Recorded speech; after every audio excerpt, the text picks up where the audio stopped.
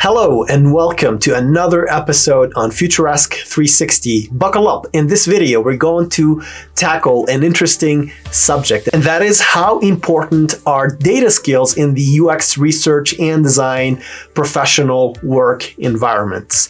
Should you grow your UX toolbox with data analysis and data visualization skills, and to what extent do you need those skills? We will talk about how you can leverage data for better UX design, and really how you can leverage data so you can become more efficient, more effective, and more influential in your practice.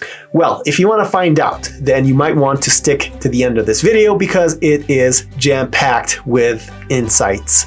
Chances are you've encountered some of these buzzwords over and over and over again in one form or another. Customer analytics, UX analytics, data-driven design, data-backed design, data-backed decisions, data-rich insights, data pipelines, and the list goes on and on. Our world has grown so dependent on data, so the one imperative that I'd like to drive home for you is that you owe it to yourself to sharpen up your UX researcher and designer data skills. Data literacy and data skills matter. They will make you more valuable, more relevant, and more influential in this day and age. Here's a quick homework for you. Open up your LinkedIn account, look up jobs, look up various jobs in UX design, in UX research, product design, or any product role that requires some component of UX. Maybe look up at some reputable companies, or maybe even startups, or large organizations, and I want you to assess how common is the requirement for having a comfortable degree of command of data skills. And I think once you go over various job posts, I think one thing that you'll probably recognize is that a common thread is that these job descriptions will want someone who has the ability to turn data into insights, turn data into stories, turn data into decisions. And so it is in high demand in the job market. So here's what I'm going to do in this video. I'd like to offer you 9 reasons as to why you might want to power up your UX endeavors with quantitative data and more other data skill. On your marks, number 1, UX research and design calls for a dance between the qualitative and the quantitative study of things. You see, generally, UX research and design isn't just about the study of the qualitative side of things.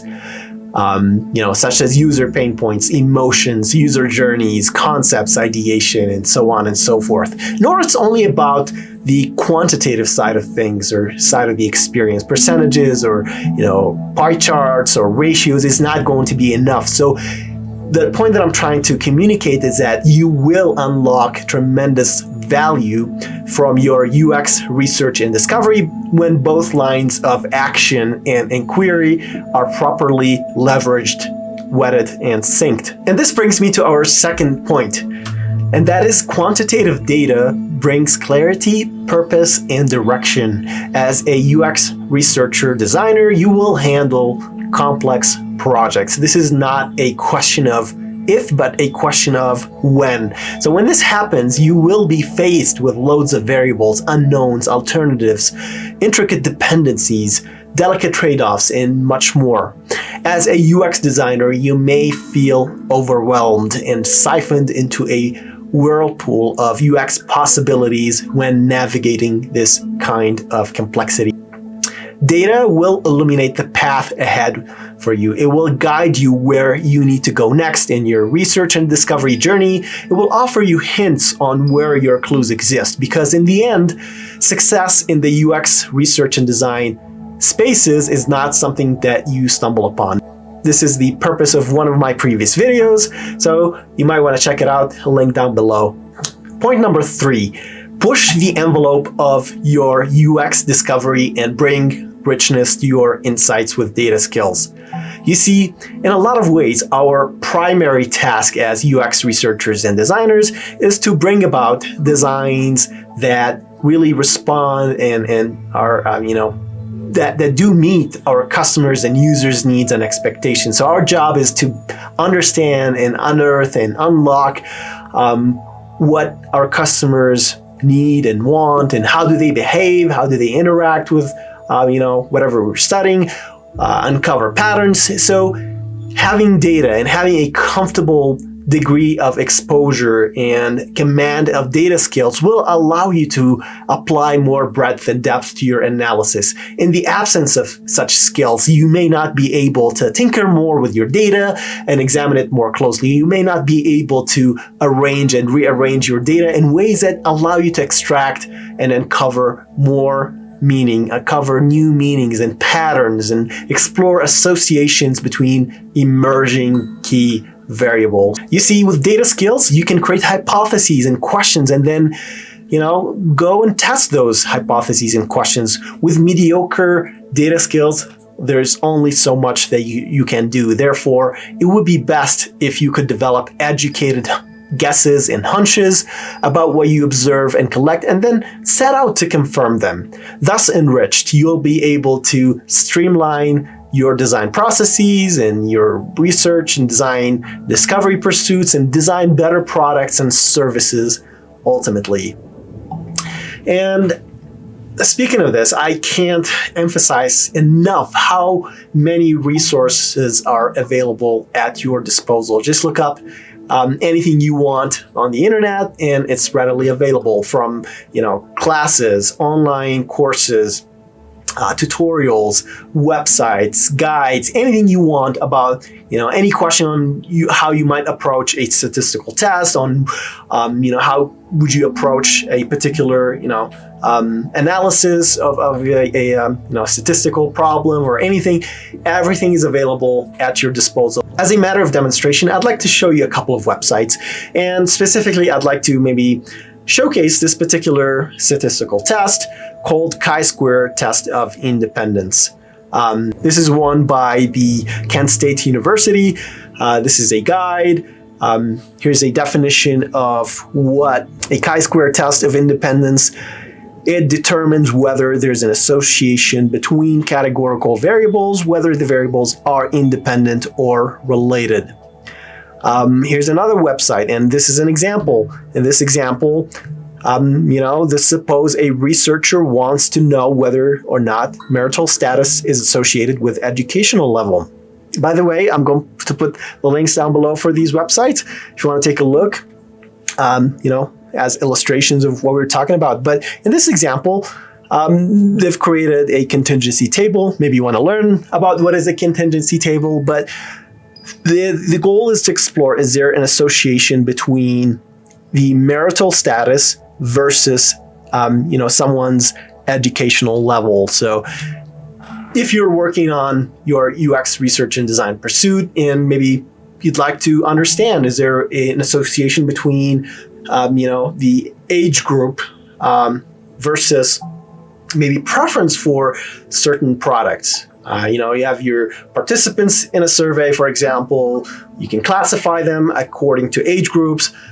You can also, list what is their preferred, for example, product that you're testing for, and then you can explore association. Next on the list, data skills do translate into hard skills, but also in the ability to think critically. Jim Rohn once said, there are two ways to see. One is called sight, and the other is called insight. See with your eyes, you see things. See with your mind, you see answers. One of our shortcomings as human beings is that we tend to know only the things that we know about. We don't know the things that we don't know about. Henceforth, if you'd like to see more with your mind, you need to have, generally speaking, some prior exposure, some knowledge, a developmental reservoir that you can tap into that allows you to understand and visualize precisely what you can do and achieve with data. So you need that exposure. You need to grow your exposure, and that expanded exposure will afford you the ability to think in different ways, to explore associations, to explore new meanings that might exist in your data. From this vantage point, data skills are valuable hard skills. Equally important are the mindset, the attitude, the capacity to think analytically. Cultivating this over time will allow you to collect the right data, and then you can sometimes begin with the end in mind and then set out to review and analyze your data in unique and impactful ways. And this gets me to point number 5, from data to impact. This is your job as a UX decision maker. You see, UX design inherently boils down to making decisions, and informed decisions at that. Using data to inform your decisions will provide you with a support system, a scaffolding structure that supports your actions and decisions. You see, the UX practice is not a one-person effort. It's a team sport, a towering measure for your success as a cross-functional, interdisciplinary player stands on your ability to bring your key stakeholders on board with your plans and vision. To make this happen, you need data that proves the worthiness and merit of your UX-focused pursuits on the direction that you plan to, pursue for your design or whatever you're working on, especially at key junctures. So, having data and using data to draw insights and make decisions would help ensure that you and your organization maintain competitiveness. I'm going to put a link down below for an article by the Quantitative Data that talks about this. So make sure you check it out if you'd like to, explore and learn more about this. Point number 6, and this is my personal favorite. With quantitative data, you can separate facts from fiction. Hard data are not opinions. Data are facts, and facts are hard to dispute.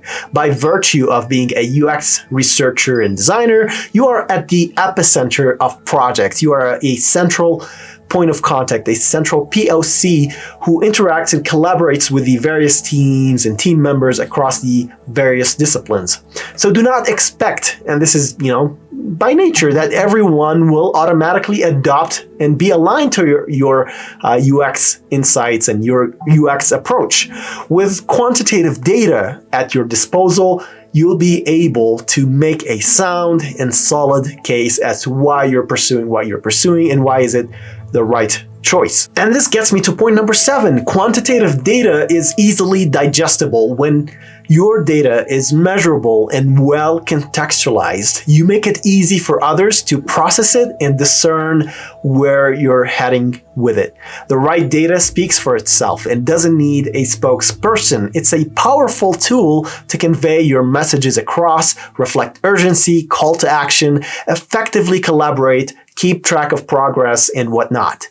For an example, you can set up quantifiable metrics on what customer success means to you or your project, and you will be able to track them in real time. For more insights on this subject, I'm going to put a link down below for an article called Data-Driven Design, an integral part of UX design, so maybe you can check it out if you'd like to learn more about this too. Okay, we're getting close to the end of this video. Point number 8. Grow your ownership of your UX role with data skills. Data skills will make you look smart, logical, and methodical in your approach to research and design.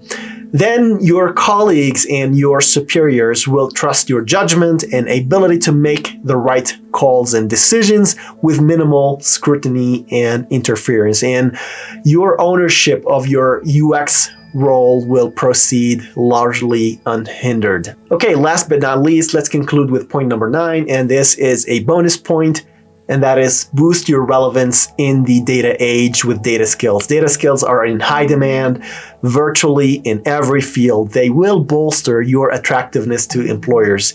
So, point is, do not settle for little or very rudimentary data skills. In this day and age, jobs are not immune against the rising wave of AI and automation. The advent of generative AI is catching the world by storm. It's been the talk of the town, the talk of the internet. With data skills, not only you can expand your scope of contributions, not only you can prove your value, but you'll be more influential, more effective, in whatever endeavor, in whatever place or organization that you're working in. Now, before I seg into the closing remarks, here's my question to you, and please post your answers in the comments section. I'd like to hear from you.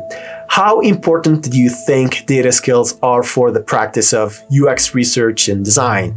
Here are my 2 cents. I don't think you will need an advanced set of data skills unless your job happens to be at the confluence or at the intersection of UX and data analytics and data science. Chances are, if you are hired to do, explicitly and exclusively UX design, you may not need an arsenal of complex statistical methods. You will not need data mining or machine learning techniques to progress and fulfill your research and design pursuits. Nonetheless, in the grand scheme of things, I believe in my opinion, is that having more than a basic set of data skills will go a long way towards making you more valuable, relevant, and successful UX researcher and designer. Now, of course, this is my personal viewpoint. It is certainly not my intent to belittle what you can achieve with descriptive statistics, for example. Quite the opposite. There's so much that you can draw with the use of basic statistical concepts and tools such as measures of central tendency, ratios, pie charts, and so on. These we should leverage to the fullest, and chances are they may be more than sufficient. So in conclusion, my takeaway is adding richness, quality, and dimensionality to your insights with data skills is well worth your while. And if you have lingering doubts, consider this. In the next 5, 10, 15 years, will our world grow more or less dependent on data? Ladies and gentlemen, therein lies the answer. Now, I hope that you've enjoyed this video, found it insightful, and if you did, I urge you to hit that subscribe button, like my videos, share as well. It will help me draw new members to the channel. It will help with the algorithm, as people say. So I'm really counting on your support in any shape or form you can. I've also created a newsletter where I'm writing articles and sharing articles about UX research and design, tips for success, lessons learned, observations. So if you'd like to learn more, please subscribe to my newsletter, and I hope to see you around for the next video. For now, I appreciate you, and until then, take care.